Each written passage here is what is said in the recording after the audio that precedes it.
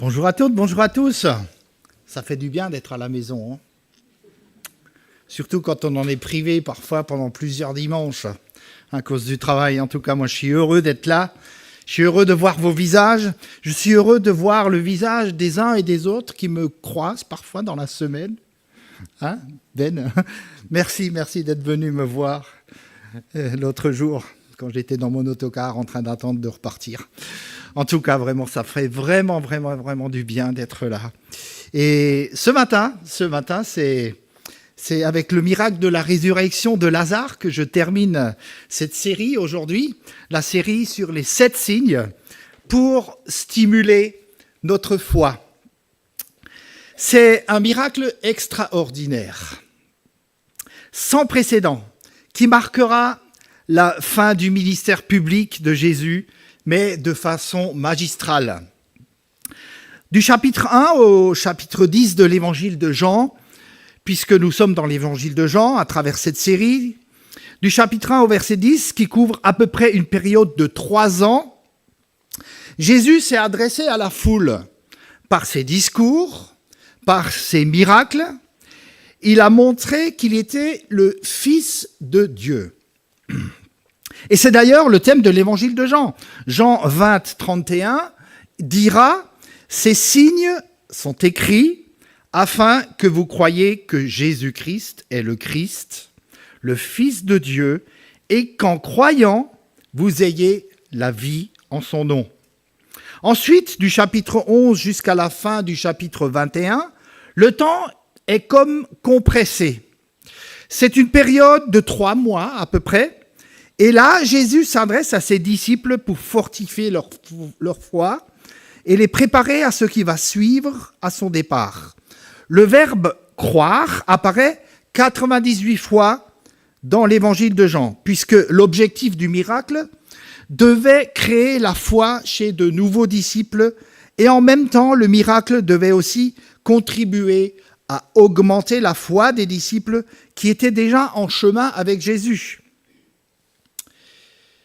Et puis, curieusement, on constate qu'une grande partie des témoins des miracles est restée incrédule. Ça paraît quand même impensable, incroyable, impensable. Après tous les miracles réalisés par Jésus, des signes qui devaient indiquer et conduire à la foi, beaucoup sont restés incrédules. Tu pensais peut-être que s'il y avait plus de miracles, il y aurait davantage de personnes qui se convertiraient à Jésus. Eh bien, la vérité, c'est que le Seigneur lui-même était là, performant ces miracles. Et en conséquence, il y a eu quand même beaucoup de personnes qui sont restées incrédules. Le chapitre 11 de l'évangile de Jean, dont on va parler dans un instant, est un chapitre pivot qui nous introduit dans ce qu'on appelle la passion de Jésus. La passion, c'est un terme générique pour parler des souffrances de Jésus. Au lieu de dire que Jésus a été trahi, a été accusé, a été maltraité, condamné, crucifié, on parlera de la passion. Vous avez sans doute regardé le film de La Passion du Christ de Mel Gibson, et on décrit avec force et détail tout ce qu'il a pu souffrir dans cette période. Dans l'entourage de Jésus, on distinguait sa famille. Il y avait aussi ses disciples. Et puis, il y avait aussi la foule. Mais il y avait aussi ses amis. Et Jésus avait des amis.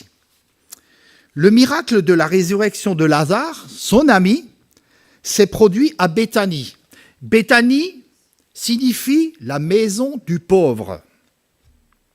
Et c'est intéressant parce que Jésus vient là où sont les véritables problèmes. Il est souvent parmi les délaissés, souvent parmi les personnes fragilisées, qu'il va encourager et qu'il va aider. À Béthanie, qui se situe à peu près à 3 km de Jérusalem, vivaient 3 amis proches de Jésus, 3 frères et sœurs célibataires. Et c'est tout de même drôle parce que j'ai été le voisin de 3 frères et sœurs. C'est quand même marrant. 2 sœurs et un frère célibataire. Et ici, dans ce passage, il y a Lazare, Marthe et Marie. Tous les 3 célibataires. Et l'histoire commence au verset 1er, au chapitre 11, et on va faire quelques lectures pour étayer notre propos. Jean 11, il y avait un malade qui se nommait Lazare de Béthanie, village de Marie et de Marthe et sa sœur. Marie était celle qui oignit du parfum le Seigneur et lui essuya les pieds avec ses cheveux. Et c'était son frère Lazare qui était malade. Les sœurs envoyèrent dire à Jésus, « Seigneur, voici celui que tu aimes est malade. » Après avoir entendu cela, Jésus dit, « Cette maladie n'est pas pour la mort, mais pour la gloire de Dieu, afin que le Fils de Dieu soit glorifié par elle. » Or, Jésus aimait Marthe et sa sœur et Lazare. Quand il eut appris que celui-ci était malade, il resta encore 2 jours à l'endroit où il était. Alors ce texte est souvent connu et souvent utilisé lors de funérailles, et il nous parle davantage des réactions des gens que de Lazare lui-même. En fait, Lazare ne dit pas un seul mot, et c'est intéressant ça. Moi, j'aurais bien voulu entendre le témoignage de Lazare, il aurait certainement des choses à nous dire. Mais Jean ne nous dit rien. Cette histoire est découpée en 4 parties et nous présente 4 différentes réactions face à la mort. Puisque cette histoire de la résurrection, elle nous questionne aussi sur la maladie, elle nous questionne sur la mort. Et on va essayer de voir quelles étaient ces réactions. Tout d'abord, celle des disciples. Jean chapitre 11 au verset 7. Jésus dit aux disciples, « Retournons en Judée. » Les disciples lui dirent, « Rabbi ou maître, les Juifs tout récemment cherchaient à te lapider et tu veux y retourner ?» Jésus n'était pas le bienvenu en Judée. C'était le sud et Jésus venait du nord, la Galilée. Et vous connaissez le dicton, peut-il venir de la Galilée quelque chose de bon? Peut-il venir de Nazareth quelque chose de bon? Donc, ce mépris. Retourner en Judée, c'était prendre de très grands risques, c'était dangereux. Il venait tout juste d'éviter la lapidation, et les disciples craignaient que Jésus se fasse tuer, et eux avec, bien sûr. Alors, au chapitre 10, ils ont tout juste évité la mort, et la réaction des disciples face à la mort, c'est la peur. Jésus prend en compte leur peur et va les encourager. Il dira au verset 9, « N'y a-t-il pas 12 heures dans le jour? Si quelqu'un marche pendant le jour, il ne trébuche pas, parce qu'il voit la lumière de ce monde. Mais si quelqu'un marche pendant la nuit, il trébuche, parce que la lumière n'est pas en lui. » Et là, il s'agit d'un proverbe. Il s'agit d'une métaphore, c'est-à-dire une image d'après un proverbe de cette époque. Ce qui signifie, si je transpose, ne vous inquiétez pas de la force de l'ennemi. Et ce matin, je vous dis, ne vous inquiétez pas de la force de l'ennemi. Non, mais considérez le terrain sur lequel vous vous tenez. Vous êtes sur le terrain de la lumière. Jésus est la lumière du monde, et avec lui, il fait jour dès qu'il est là. Être avec Jésus, c'est être en sécurité. Et ce matin, j'aimerais vous encourager. Avec Jésus, nous sommes du côté de la lumière. Et la lumière est en nous. Elle nous donne sa sécurité. Les ennemis de Jésus voulaient le tuer avant l'heure. Mais le moment de mourir n'était pas encore venu. D'ailleurs, on retrouve souvent cette expression « l'heure n'est pas encore venue ». Et aujourd'hui encore, on veut tuer Jésus.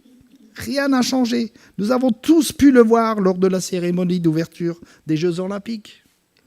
Je ferme la parenthèse. Et Jésus nous parle aussi de son ministère et de sa mission qu'il va mener jusqu'à son terme. Et chers amis, chacun d'entre nous, nous avons une tâche à accomplir. Nous avons une mission à accomplir. Et quelle joie de découvrir cette mission. C'est une source de très grande satisfaction dans notre vie. Et vous n'allez pas mourir avant d'avoir accompli votre mission. Et un jour, vous pourrez dire « Mission accomplie. Je suis prêt pour une autre vie. » Parce que la mort est un passage vers une autre vie, une autre dimension, la vie éternelle. Nous allons tous mourir un jour. Aucun ne sait ni le jour, ni l'heure, ni le lieu, ni les circonstances. Le livre de l'Ecclésiaste nous dit qu'aucun homme n'a autorité sur le jour de sa mort. Là, on est tous égaux, qu'on soit riche, qu'on soit pauvre. Et mes amis, il vaut mieux se préparer. Il vaut mieux être prêt pour ce jour-là. Et la Bible dira, prépare-toi à la rencontre de ton Dieu. Un jour, il faudra quitter ce monde. Jean 11, verset 11, nous dit, notre ami Lazare s'est endormi. C'est Jésus qui parle. Mais je vais aller le réveiller. Les disciples lui dirent, Seigneur, s'il s'est endormi, il sera guéri. Ils avaient vraiment la trouille. Ils avaient peur. Parce que si je comprends bien, ils sont en train de lui dire, mais Seigneur, s'il dort, c'est pas la peine d'y aller. C'est pas la peine d'y aller. Et ça, c'est le langage de la peur. Il est plus facile de décourager quelqu'un qui prend des initiatives que de surmonter sa peur et de l'accompagner. Combien de projets, combien de rêves, combien d'initiatives ont fini par avorter parce que vous avez peur. Nous avons peur. Si Jésus avance, alors nous voulons avancer avec lui. Et au verset 16, l'un des disciples qui s'appelle Thomas, là-dessus, Thomas, appelé jumeau, dit aux autres disciples, « Allons, nous aussi, afin de mourir avec lui. » Thomas, le jumeau. Et on peut se poser la question, mais le jumeau de qui? Certainement qu'il avait un jumeau. Mais le jumeau de qui? Ben, de toi, de moi. Parce que quand on lit le texte, il me semble bien qu'on lui ressemble. Il est connu comme celui qui doute. C'est une étiquette qu'on lui a collée, un cliché. Celui qui doute parce que quand on lui a parlé de Jésus après sa résurrection, il n'était pas avec ses disciples. Et du coup, il dira, moi je ne crois pas. Je croirais si je vois ces marques dans ses mains et le trou sur le côté. Et c'est à partir de là qu'on lui a collé cette étiquette. Celui qui doute. Moi je doute parfois. Je suis sûr que vous aussi parfois. Mais il faut prendre du temps de lire les détails qui le concernent. Prenons le temps. Et finalement, c'est quelqu'un de loyal. C'est quelqu'un d'honnête. Thomas est authentique. Thomas ne triche pas. Il ne joue pas aux chrétiens. Il est courageux. Et il dit, allons-y. Et il va contribuer à ce que les disciples fassent route avec Jésus. Alors la foi, ce n'est pas l'absence de peur. La peur, elle est réelle. Elle est là. Elle est légitime. Ils ont peur pour leur vie, ils ont peur pour leur maître. La foi, ce n'est pas l'absence de peur, mais la foi nous donne le courage de surmonter nos peurs. Combien de fois Jésus leur dira « N'ayez pas peur ». Et à des moments clés de leur parcours, il leur dit « N'ayez pas peur ». Et moi je vous dis de la part de Dieu, n'ayez pas peur. N'ayez pas peur de ces blasphèmes, de ces abominations, de ces sorcelleries que nous avons pu voir cette semaine. N'ayez pas peur. Deuxième réaction, celle de Marthe. Toujours au chapitre 11, verset 20. Dans Jean, lorsque Marthe apprit que Jésus arrivait, elle alla à sa rencontre, tandis que Marie restait assise à la maison. Marthe dit à Jésus, « Seigneur, si tu avais été ici, mon frère ne serait pas mort. Mais maintenant même, je sais que tout ce que tu demanderas à Dieu, Dieu te le donnera. » Jésus lui dit, « Ton frère ressuscitera. » « Je sais, lui répondit Marthe, qu'il ressuscitera à la résurrection au dernier jour. » Jésus lui dit, « Moi, je suis la résurrection et la vie. Celui qui croit en moi, quand même il serait mort, il vivra. Et quiconque vit et croit en moi ne mourra jamais. Crois-tu cela ? » Elle lui dit, « Oui, Seigneur, je crois que tu es le Christ, le Fils de Dieu, celui qui vient dans le monde. » Alors, dans toutes ces réactions que nous sommes en train d'analyser, il y a parfois de l'ambivalence, il y a parfois du mélange. Il y a d'un côté pour les disciples la peur, suivie d'un temps de courage, et ici pour Marthe, il y a la colère et il y a la résignation. Le corps de Lazare se trouve dans la tombe depuis 4 jours maintenant, et les Juifs, nous le savons, n'embaumaient pas le corps comme le faisaient les Égyptiens. Ils lavaient le corps, ils versaient du parfum et ils l'enveloppaient dans du linge. Et après cela, ils le plaçaient dans la tombe. Et naturellement, au bout de 4 jours, il était en état de décomposition, et même de décomposition avancée. Marthe va dire à un moment donné, il pue. C'est le langage qui est utilisé, il pue.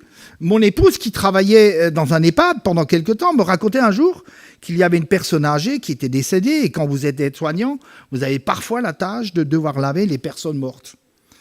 Enfin, c'était le cas à l'époque. Et apparemment, ça a changé. C'est maintenant les pompes funèbres qui le font. Mais quelqu'un doit le faire. Et il se trouve qu'il y avait une personne qui était décédée dans la nuit. Et mon épouse travaillait du matin. Et le personnel de nuit n'avait pas le temps de s'occuper de cette personne. Il fallait donc laver cette personne décédée en arrivant le matin. Ça ne faisait que quelques heures qu'elle était décédée. Et ma femme me disait que c'était véritablement pénible de laver cette personne qui sentait déjà la mort. Et même qu'au travers le masque, elle sentait l'odeur qui était absolument affreuse. Il y a peut-être des gens qui ont dû faire ça ici, des aides-soignants, mais vous le savez. C'est une odeur de pourriture et c'est une odeur dont vous vous souvenez toute votre vie.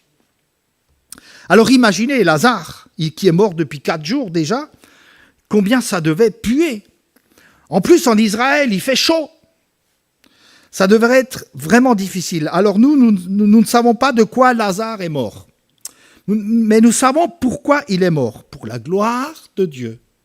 Il est mort pour la gloire de Dieu. Alors les chrétiens ne sont pas à l'abri. La preuve, nous ne sommes pas à l'abri de la maladie. La maladie est quelque chose de naturel. Et tous les médecins pourraient le dire que la maladie est quelque chose de naturel. Elle nous atteint de temps en temps parce que nous sommes environnés de microbes, de bactéries, de virus. Et nous avons connu une pandémie, des maladies qui peuvent nous affecter à tout moment. La maladie est parfois liée à des excès, que ce soit la nourriture, la boisson, parfois un certain style de vie qui favorise la maladie. Parfois, certaines personnes naissent malades. Parfois, la maladie est la conséquence d'une discipline de la part de Dieu. On le voit dans la Bible, quand Myriam a protesté et contesté l'autorité de Moïse, le texte dit que Dieu l'a punie et elle a été frappée de lèpre pendant 8 jours. La discipline. Ou bien 1 Corinthiens 11:30 nous parle de certaines personnes qui se sont comportées de façon indigne en prenant la Sainte Seine et qui sont tombées malades. Parfois, Dieu se sert de la maladie pour faire connaître son amour et sa puissance. Et on va en parler dans un instant. Moi, je pense à Johnny Erickson, qui est en chaise roulante. Je pense à Nick Vujicic, cet homme qui est né sans bras et sans jambes. Quel témoignage puissant de par le monde à travers ces personnes. Et vous savez, vous avez certainement déjà vu ces vidéos et son slogan favori, c'est de dire « pas de bras, pas de jambes, pas de limite ». Et c'est vrai que Dieu n'a pas de limite en se servant de quelqu'un pour glorifier son nom et faire connaître qu'il est amour, qu'il est lumière du monde, pour éclairer les hommes et qu'il est capable de communiquer la vie en abondance. Marthe dit à Jésus, « Si tu avais été là, mon frère ne serait pas mort. » Alors je ne dis pas tout au sujet de la maladie, car c'est un sujet très complexe. Je reviens juste un instant dessus parce qu'on ne peut pas tout dire ce matin, évidemment.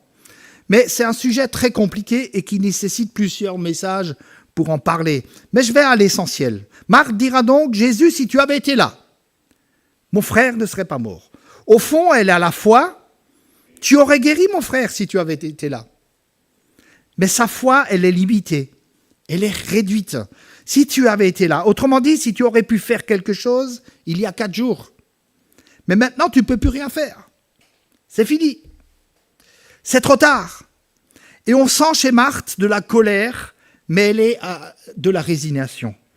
Je disais quelquefois que nos émotions, nos sentiments, nos réactions sont un peu ambivalentes et il y a comme du mélange et c'est aussi le cas pour elle. On sent comme de la colère mêlée à la résignation. Les personnes qui pratiquent l'accompagnement et la relation d'aide connaissent les différentes phases du processus de deuil. La première phase, c'est le déni. La personne est sous le choc. Elle refuse de croire au décès. C'est pas vrai. C'est pas possible. C'est quelqu'un d'autre. Deuxième phase, c'est la colère. On s'en prend aux médecins. On s'en prend au personnel soignant. On est en colère contre soi-même, en colère contre Dieu. Ensuite, il y a le marchandage, la dépression et ensuite, finalement, l'acceptation. Globalement, ça se passe comme ça. Et ça peut varier d'un individu à l'autre. Il peut y avoir différentes variations, mais grosso modo, c'est à peu près le processus de deuil. Marthe se situe dans la phase de la colère. Le deuil vient du latin qui veut dire douleur. Et sous l'effet de la douleur, on dit des choses et on agit souvent de manière imprévisible. Et c'est le cas pour elle. Et Jésus comprend sa douleur. Jésus comprend sa colère. Et il ne lui fait aucun reproche. Et ce matin, si vous êtes dans la colère, sachez que Jésus ne vous en veut pas. C'est légitime.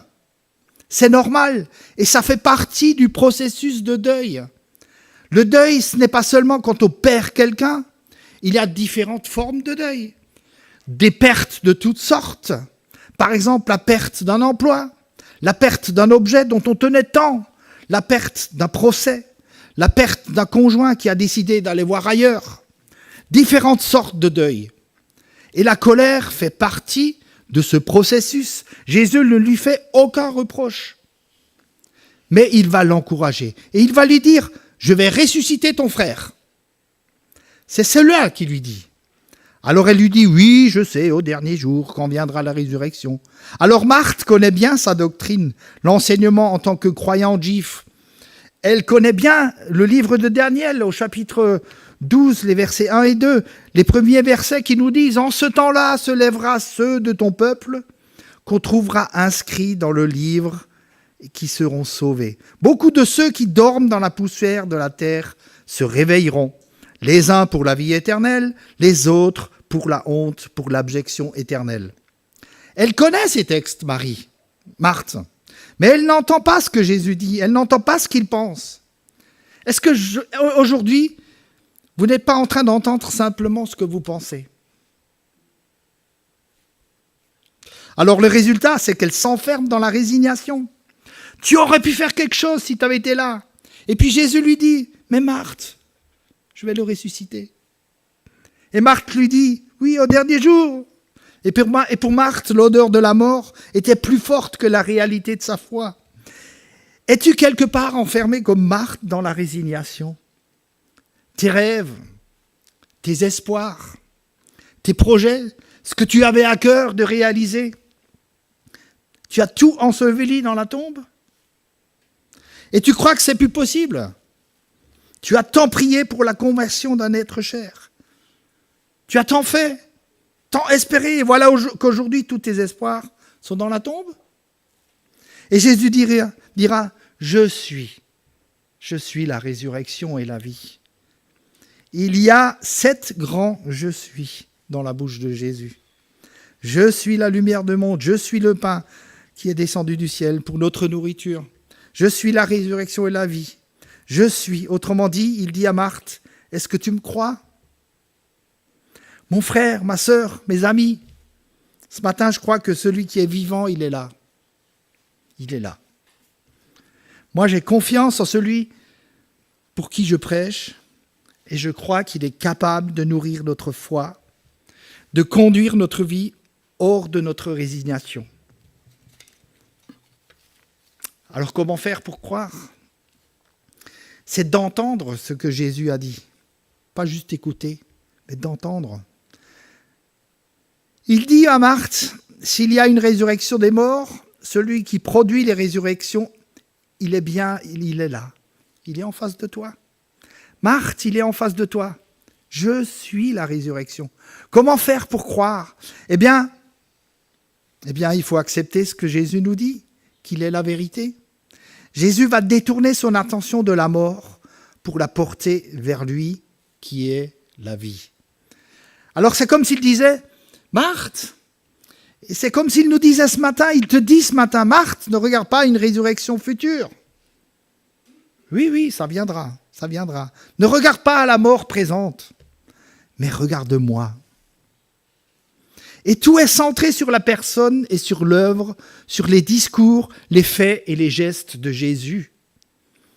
Le chrétien doit vivre une vie christocentrique. C'est un nom un peu bizarre, hein, christocentrique. C'est-à-dire centré sur Christ, centré sur Jésus. Et c'est ce qu'il est en train de démontrer à Marthe. Marthe, regarde-moi. Je suis la vie. Je te donne la vie.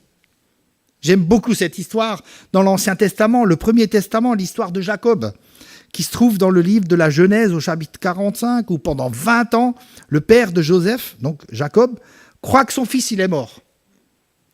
C'est que ses autres fils, quand il lui avait dit, et à un moment donné, il y a un retour des frères. Ils reviennent lui dire, Joseph vit. Joseph vit. Et c'est à force de paroles que Jacob reprend vie. Car au début, Jacob ne croyait pas, comme Marthe. Et le texte nous dit, Jacob se ranima. Et j'ai confiance que ce matin, que quelque chose va se débloquer dans ta vie. Et que Dieu se sert de ce message pour ranimer ta vie et te donner la vie. Deuxième réaction, j'accélère un peu. Pour Marie, donc Jean 11, verset 29. « Dès que Marie eut entendu, elle se leva promptement et se rendit vers Jésus. Car Jésus n'était pas encore entré dans le village, mais il était à l'endroit où Marthe l'avait rencontré. Les Juifs qui étaient avec Marie dans la maison et qui la consolaient, la virent se lever promptement et sortir. Ils la suivirent, pensant qu'elle allait au tombeau pour y pleurer. Lorsque Marie fut arrivée là où était Jésus, et qu'elle le vit, elle tomba à ses pieds et lui dit, « Seigneur, si tu avais été ici, mon frère ne serait pas mort. » Il y a chez Marie de la peine, mais il y a aussi de l'adoration. Au premier abord, la réaction est similaire de celle de Marthe. Elle est effondrée. Elle parle comme Marthe, mais pas tout à fait sur le même ton. Les Allemands disent « Der Ton macht die Musik », c'est le ton qui fait la musique. Lors des funérailles, on peut observer toutes sortes de réactions. Les uns sont résignés, c'est la vie. D'autres sont nostalgiques. Ah, il a eu une belle vie. Certains sont pragmatiques. Il a eu une belle mort, il n'a pas souffert. Et puis il y a ceux qui se révoltent et qui ne l'acceptent pas. Il y a ceux qui s'interrogent et qui posent la question « Pourquoi ?» Mais pourquoi ? Et d'autres encore pleurent et sont inconsolables. Marie a le cœur brisé, mais elle tombe à genoux aux pieds de Jésus. D'ailleurs, Marie est très souvent aux pieds de Jésus. C'est la posture du disciple. C'est la posture de celle qui écoute. C'est la posture de celle qui apprend. C'est la posture de celle qui adore le Seigneur. Marthe est debout, elle est rationnelle, réaliste, pratique. Alors, restons équilibrés. On a besoin de Marthe dans l'Église. S'il n'y avait pas de Marthe, il n'y aurait pas fait de grand-chose dans l'Église. On a besoin de Marthe. Marthe est debout, Marie est à genoux. Marthe exprime sa colère, sa résignation, elle est franche, elle est transparente. Et Marie est dans la peine, mais cherche la présence de Jésus et la consolation auprès de lui. Alors Jean prend le temps de préciser que c'est cette Marie qui a versé du parfum sur les pieds de Jésus et que ce parfum s'est répandu dans toute la maison. C'est l'image de l'adoration et l'expression de sa foi. Lorsque tout va bien, Marie est aux pieds de Jésus. Et lorsque l'épreuve l'atteint, Marie est encore aux pieds de Jésus, sans révolte, sans reproche. Et je crois, chers amis, que Marie montre à l'Église où est sa place en temps de crise, aux pieds de Jésus, pour chercher sa présence, pour l'adorer et trouver la consolation. Et puis je termine avec la dernière réaction, c'est celle de Jésus. Et là, vraiment, Jésus, il est grandiose. Verset 35 du chapitre 11. Jésus pleura. Jésus pleura. C'est l'aspect humain de sa vie ici qui transparaît. Les Juifs dirent alors, « Voyez comme il l'aimait ». Et quelques-uns d'entre eux dirent, « Lui qui a ouvert les yeux de l'aveugle, ne pouvait-il pas aussi faire en sorte que cet homme ne meure pas ?» Jésus, de nouveau, profondément indigné, se rendit au tombeau. C'était une grotte, une pierre, qui fermait l'entrée. Et Jésus dit, « Enlevez la pierre ». Marthe, la sœur du mort, lui dit, « Seigneur, il sent déjà. » C'est un euphémisme ici, mais le texte dit, « Il pue. » Car il y a 4 jours qu'il est là. Jésus lui dit, « Ne t'ai-je pas dit que si tu crois, tu verras la gloire de Dieu ?» Ils enlevèrent donc la pierre de l'endroit où le mort avait été déposé, et Jésus leva alors les yeux et dit, « Père, je te remercie de ce que tu m'as écouté. Pour ma part, je savais que tu m'écoutes toujours, mais j'ai parlé à cause de la foule qui m'entoure, afin qu'ils croient que c'est toi qui m'as envoyé. » Ce qui caractérise la réaction ici de Jésus, c'est d'un côté l'amour et d'un autre côté sa puissance. Quand Jésus apprend que son ami Lazare est malade, au lieu de se rendre auprès de lui, il prolonge son séjour de 2 jours. Et là, on ne comprend pas, humainement parlant, c'est un non-sens. On ne comprend pas.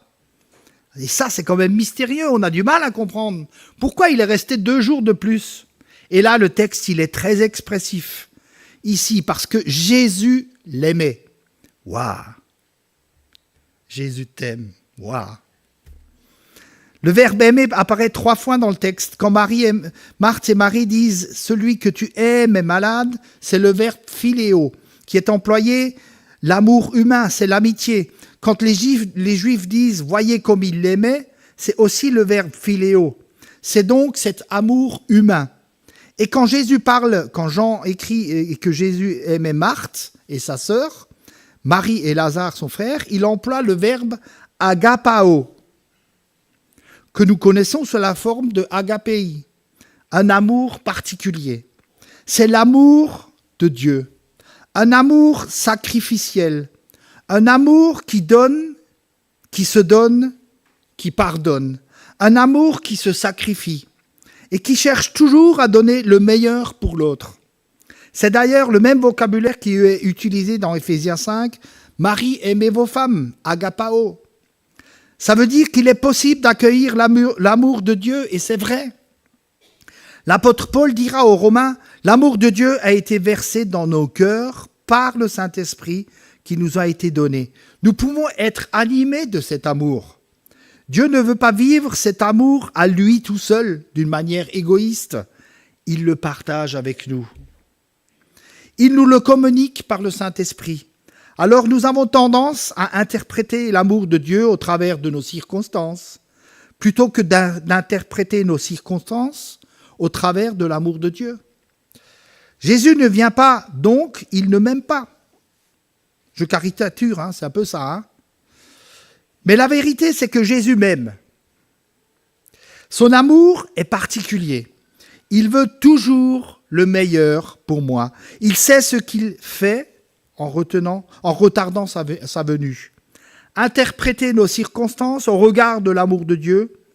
Jésus ne voulait pas guérir Lazare de sa maladie, il voulait le ressusciter.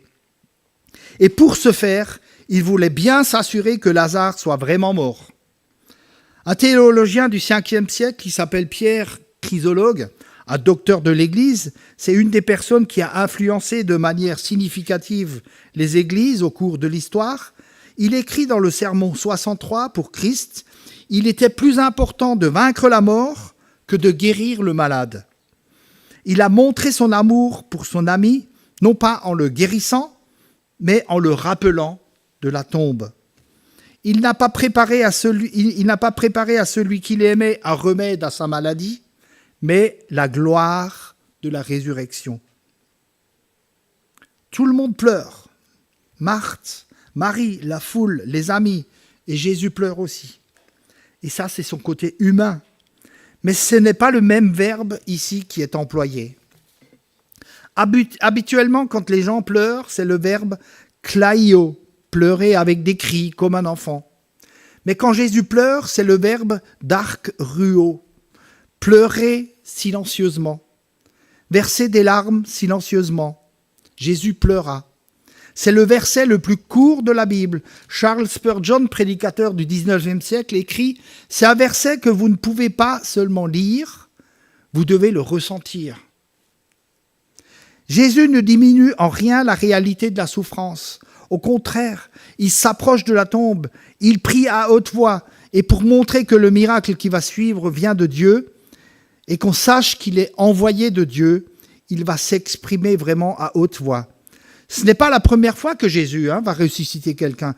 Il a ressuscité la fille de Jairus, elle venait juste de mourir. Il a également ressuscité le fils d'une veuve dans le village de Naïn. Lui aussi venait juste de mourir. Mais ici, Lazare est mort depuis 4 jours. Et rien, mais absolument rien, ne peut résister à l'amour et à la puissance de Dieu. Rien. La résurrection de Lazare est une démonstration magistrale de la divinité de Jésus. Personne n'a jamais accompli, ni avant, ni après lui. Personne n'a parlé comme Jésus. Personne n'a agi, personne n'a réagi. Personne ne nous aime comme Jésus nous aime. C'est la raison pour laquelle je vous invite à placer votre foi en lui. Vraiment, votre confiance en lui. Cette résurrection est un avant-goût à sa propre résurrection. Et cette résurrection est un avant-goût de notre propre résurrection. Un jour, nous allons ressusciter. 1 Thessaloniciens 4,16, le Seigneur lui-même a un signal donné, à la voix d'un archange, au son de la trompette de Dieu, descendra du ciel, et les morts en Christ ressusciteront en premier lieu. Ensuite, ceux qui seront restés en vie seront enlevés ensemble avec eux dans les nuées, à la rencontre du Seigneur. Et là, l'apôtre Paul dira, « Encouragez-vous, consolez-vous les uns les autres par ces paroles. » Les apôtres ont été encouragés et rassurés par les paroles de Jésus. Marthe, elle a été confortée. Alors oui, la doctrine est là, mais celui qui est la résurrection et la vie l'a conforté dans sa foi. Marie a été consolée et Jésus a été glorifié. Le Père a été glorifié en montrant son amour au travers de Jésus et en montrant sa puissance. Jésus est le même, chers amis. Quelqu'un a prié tout à l'heure, hier, aujourd'hui, éternellement. Et si vous placez votre confiance en lui, celui qui est la vie, vous communiquera aussi la vie en son nom, comme il l'a promis. Le Seigneur est puissant. Crois-le ce matin, mon ami. Il te permet de sortir de ta torpeur, de ta dépression, de ton découragement, de ta résignation. Crois-le, mon ami. Saisis la main. Saisis sa main. Ensemble, nous voulons lui faire confiance. Dieu n'a pas changé. Jésus n'a pas changé. Il est le même hier, aujourd'hui, éternellement. Crois-le. Place ta confiance en lui. Place ta confiance en lui. Crois comme Marthe. Crois comme Marie. Crois comme les disciples. Reprends courage aujourd'hui. Non, c'est pas terminé. Non. Dieu n'en a pas fini avec toi. Ne te décourage pas. Reprends le flambeau. Reprends courage et entends la voix de Jésus qui te dit « N'aie pas peur ». Prends courage. Je suis avec toi. Je suis le vivant et fais-moi confiance. Amen. Prions. Seigneur, je te prie pour tous nos amis, je te prie pour nos frères et sœurs qui sont là dans ce lieu, qui sont derrière leurs écrans. Seigneur, merci parce que tu es là. Tu es là auprès de chacun d'entre nous. Tu ne nous as pas abandonnés. Tu nous aimes. Oui, Seigneur, tu nous aimes et tu as le meilleur en réserve pour chacun d'entre nous. Merci, Seigneur, pour tes bonnes intentions. Merci pour ton amour spécial pour chacun d'entre nous. Merci Seigneur de pouvoir placer notre main dans la tienne aujourd'hui, reprendre vie, reprendre courage et avancer à nouveau avec toi. Seigneur, que ton nom soit béni pour les siècles des siècles. Amen. Est-ce que Dieu...